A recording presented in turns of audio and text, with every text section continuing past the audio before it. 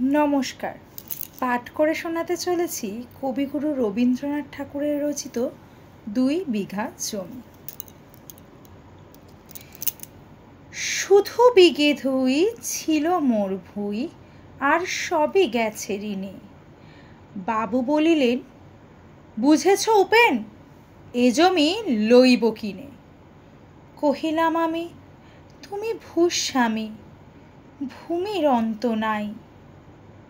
চেয়ে দেখো, মোর আছে বড়জোর মরিবার মতো ঠাই। শুনি রাজা কহে, বাপু জানো তো হে, করেছি বাগানখানা, পেলে ২ বিঘে প্রস্থে ওদিঘে সমান হইবে টানা, ওটা দিতে হবে।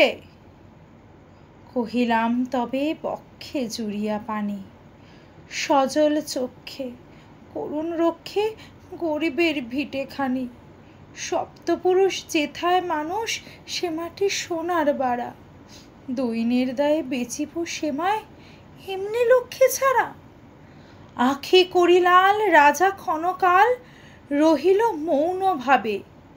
কহিলেন শেষে ক্রূর হাসি হেসে, আচ্ছা সে দেখা যাবে। পরে মাস দেড়ে ভিটে মাটি ছেড়ে বাহির হইনু পথে। করিল ডিক্রি সকলই বিক্রি মিথ্যা দেনার খাতে। এ জগতে হায় সেই বেশি চায়, আছে যার ভুরি ভুরি। রাজার হস্ত করে সমস্ত কাঙালের ধন চুরি।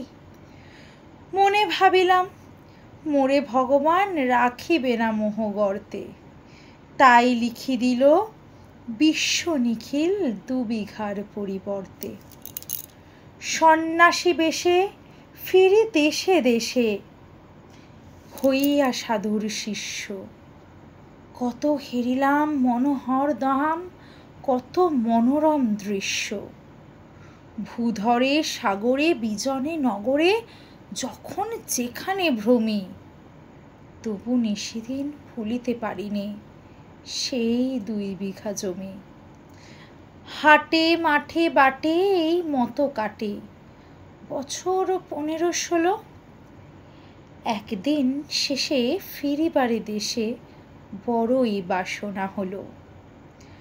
নম নম নম সুন্দরী মম জননী বঙ্গভূমি।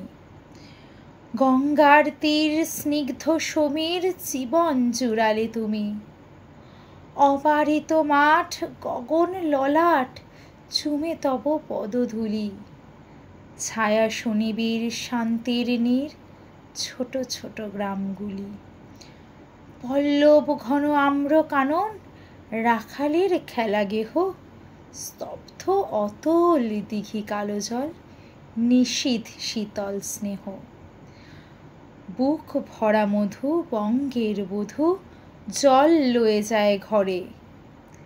মা বলিতে প্রাণ করে আনচান, চোখে আসে জল ভরে। ২ দিন পরে দ্বিতীয় প্রহরে প্রবেশিনু নিজ গ্রামে। কুমুরের বাড়ি দক্ষিণে ছাড়ি, রথতলা করি বামে। রাখি হাট খোলা নন্দীর গোলা, মন্দির করি পাছে। ত্রিশাতুর শেষে পৌঁছিনু এসে আমার বাড়ির কাছে। ধিক ধিক করে শতধিক তোরে নীলাজ কুলোটা ভূমি। যখনই যাহার তখনই তাহার, এই কি জননী তুমি? সে কি মনে হবে একদিন যবে ছিলে দরিদ্র মাতা, আঁচল ভরিয়া রাখিতে ধরিয়া ফল ফুল শাক পাতা। আজ কোন রীতে কারে ভুলাইতে ধরেছ বিলাস বেশ। ৫ রঙা পাতা অঞ্চলে গাথা পুষ্পে খচিত কেশ। আমি তোর লাগি ফিরেছি বিবাগী, গৃহহারা সুখহীন। তুই হেথা বসি ওরে রাক্ষসী, হাসিয়া কাটাস দিন। ধনির আদরে গরব না ধরে, এতই হয়েছ ভিন্ন। কোনোখানে লেশ নাহি, অবশেষ সেদিনের কোনো চিহ্ন। কল্যাণময়ী ছিলে তুমি ওই, ক্ষুধা হরা সুধারাশি। যত হাসো আজ, যত করো সাজ, ছিলে দেবী, হলে দাসী। বিদীর্ণ হিয়া ফিরিয়া ফিরিয়া চারিদিকে চেয়ে দেখি, প্রাচীরের কাছে এখনো যে আছে সেই আম গাছে কি। বসি তার তলে নয়নের জলে, শান্ত হইল ব্যথা। একে একে মনে উদিল স্মরণে বালক কালের কথা। সেই মনে পড়ে জ্যৈষ্ঠের ঝড়ে রাত্রে নাহিক ঘুম, অতি ভোরে উঠি তাড়াতাড়ি ছুটি আম কুড়াবার ধুম। সেই সুমধুর স্তব্ধ দুপুর, পাঠশালা পলায়ন, ভাবিলাম হায় আর কি কোথায় ফিরে পাবো সে জীবন। সহসা বাতাস ফেলি গেল শ্বাস, শাখা দুলাইয়া গাছে, দুটি পাকা ফল লোভিল ভূতল আমার কোলের কাছে। ভাবিলাম মনে, বুঝি এতক্ষণে আমারে চিনিল মাতা, স্নেহের সেদানে বহু সম্মানে বারেক ঠেকানো মাথা।